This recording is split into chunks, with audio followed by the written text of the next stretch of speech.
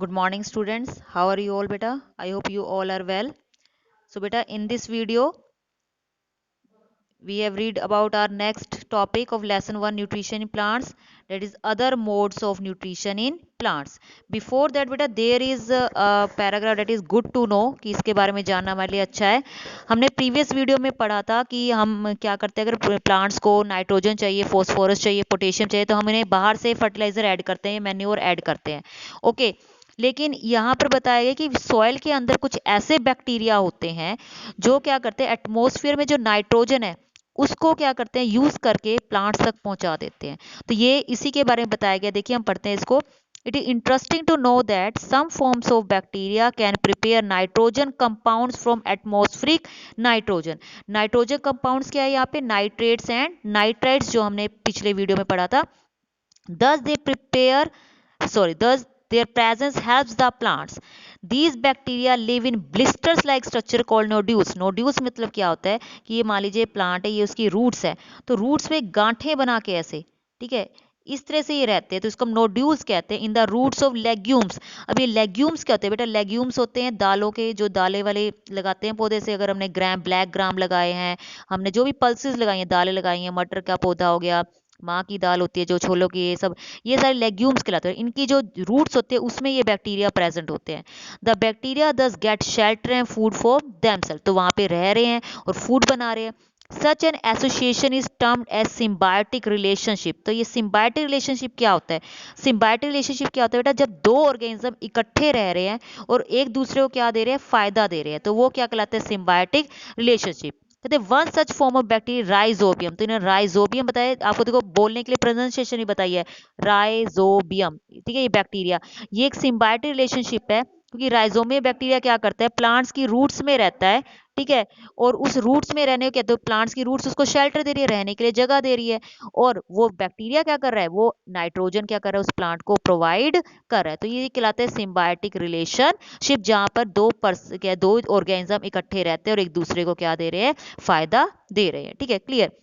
Now बेटा next आता है कि जो ग्रीन प्लांट्स है वो तो क्या कर सकते हैं, ऑटोट्रॉफिक न्यूट्रिशन से अपना फूड बना सकते हैं, लेकिन कुछ ऐसे प्लांट्स है जो नॉन ग्रीन है, वो अपना फूड नहीं बना सकते. या हम एनिमल्स, जो ह्यूमन बींग है, हम भी ऑटोट्रॉफिक न्यूट्रिशन नहीं कर सकते, हम तो प्लांट से या दूसरे एनिमल से अपना फूड ऑब्टेन करते हैं. तो वो क्या कहलाता है, हमारा हेट्रोट्रॉफिक मोड ऑफ न्यूट्रिशन. और फिर वो ऑर्गेनिज्म क्या कहलाएंगे, हेट्रोट्रॉफिक ऑर्गेनिज्म, क्योंकि वो अपना फूड खुद प्रिपेयर नहीं कर रहे. तो जितने एनिमल्स है, ये फंजाई होते हैं, ये किस में आते हैं, हेट्रोट्रॉफिक न्यूट्रिशन में आते हैं. तो ये फूड बनाने में इनका अलग अलग तरीके. तो पहले हम पढ़ेंगे पैरासिटिक न्यूट्रिशन. पैरासिटिक मतलब क्या, जो पैरासाइट दूसरे की बॉडी के अंदर या बॉडी के ऊपर रहकर अपना फूड लेते हैं. ठीक है, देखिए हम पढ़ेंगे इसको. This kind of nutrition involves living on or inside other organisms and deriving their food from them usually without killing them. मतलब ये ऐसा न्यूट्रिशन की टाइप है जिसमें जो ऑर्गेनिज्म है दूसरे की बॉडी के ऊपर या इनसाइड अंदर रहकर अपना फूड लेता है, लेकिन दूसरे को कोई नुकसान नहीं पहुंचाता. तो एग्जांपल लीच, जैसे एनिमल्स की बॉडी के ऊपर लीच लग जाती है ना, जिसको आप क्या कहते हैं, चीचड़ कहते हैं, जो कहते हैं, ठीक है, वो चिपक जाते हैं, वो ब्लड लेते रहते हैं उनसे. ठीक है, कस्क्यूटा प्लांट, इसे अमरबेल कहते हैं, ये येलो कलर के होते हैं, दूसरे प्लांट के ऊपर ग्रो करते हैं, उससे उनके न्यूट्रिएंट्स को लेती रहती है. ठीक है, मिस्टल टॉय होता है, टिक्स है, ठीक है, लाइस हो गई है, ठीक है, टेप वॉर्म है, हुक वॉर्म है, ये सारे इस तरह के ऑर्गेनिजम्स है जो दूसरे की बॉडी के पे रह के उससे अपना फूड लेते हैं. ओके, सेकंड आता है बेटा सैप्रोफिटिक न्यूट्रिशन.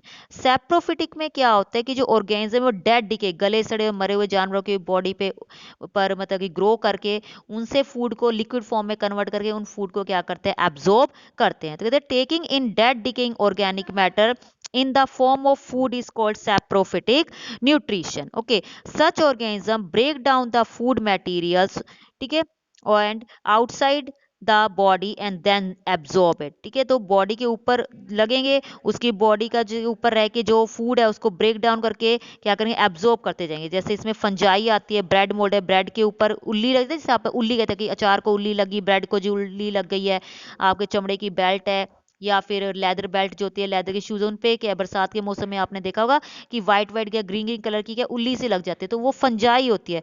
वो सैप्रोफिटिक न्यूट्रिशन होते हैं कि वो मतलब हमारे फूड मटेरियल के ऊपर ग्रो करके उनको क्या करती है, एब्जॉर्ब करती रहती है और हमारे फूड को खराब कर देती है। ठीक है, तो आपको पीछे ब्रेड मोल्ड दिखाया जो ब्रेड के ऊपर लेते हैं मशरूम। ठीक है, ये ऑल्सो क्या है, एक आपकी सैप्रोफिटिक न्यूट्रिशन है।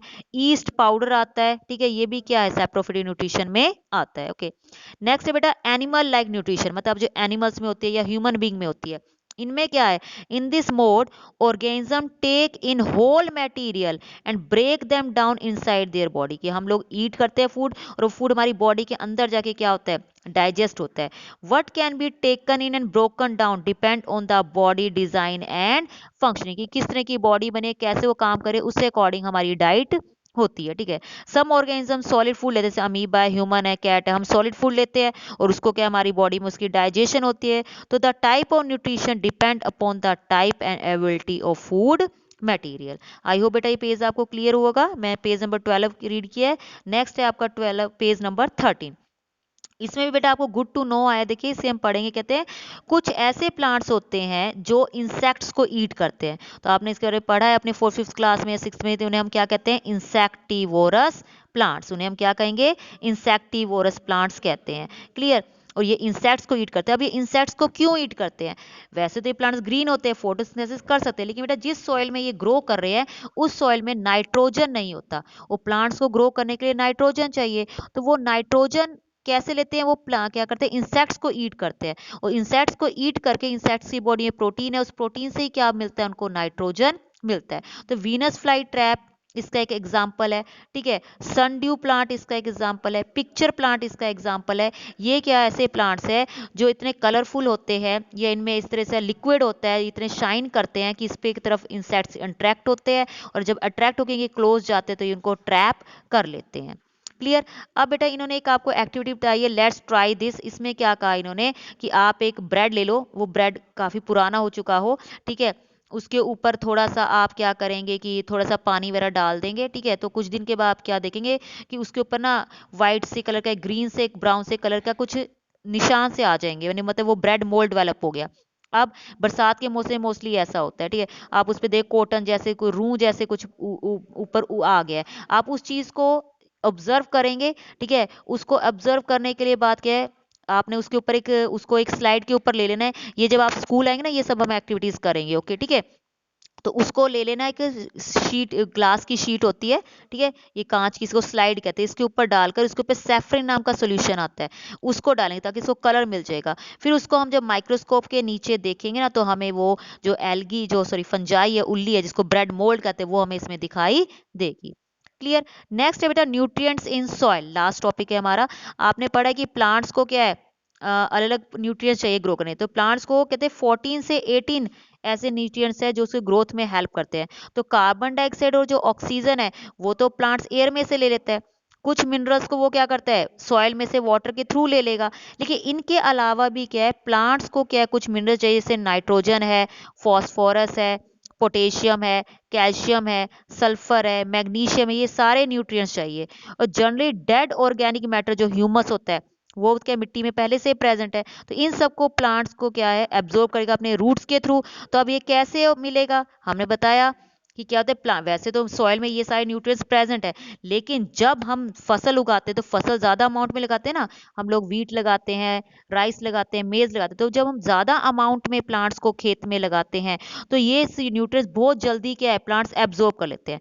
अब मिट्टी में इन न्यूट्रिएंट्स की क्या होगी, फिर कमी होगी। तो उस चीज को क्या करते हैं, जो फार्मर्स है या जो गार्डनर्स होते हैं वो क्या करते हैं, आपको पता है, वो फर्टिलाइजर्स या मैन्योर जो हम खरीद के लाते हैं, खाद वगैरह है ना, वो कहते हैं अपने फील्ड्स, अपने गार्डन, अपने लॉन्स में या पोर्ट्स में हम गमलों में डालते हैं। वो फर्टिलाइजर और उन मैन्योर्स के अंदर ये सारे न्यूट्रिएंट्स है जो क्या है, सॉइल में चाहिए होते हैं और प्लांट्स को भी चाहिए होते हैं। तो फर्टिलाइजर में यूरिया या अमोनियम नाइट्रेट होते हैं जो क्या करते हैं, नाइट्रोजन को किसमें, नाइट्रेट्स में कन्वर्ट करते हैं, और प्लांट्स उसको वाटर के थ्रू क्या करते हैं, अपने रूट्स के थ्रू एब्जॉर्ब कर लेते हैं। तो बेटा यहाँ पे हमारे चैप्टर की जो रीडिंग है और एक्सप्लेनेशन है वो फिनिश होती है। ठीक है, आप ये जो 5 वीडियोस बनी है इनको अच्छी तरह से सुनेंगे, इसे अच्छी तरह से समझेंगे, लेसन को रीड करेंगे। नेक्स्ट आपको इस चैप्टर की जो पीडीएफ है उसमें आपका बुक पार्ट और जो कॉपी पार्ट होगा वो आपको शेयर कर दिया जाएगा। थैंक यू बेटा। कोई भी डाउट है तो वो आप ग्रुप में मैसेज करके पूछ सकते हैं। Thank you.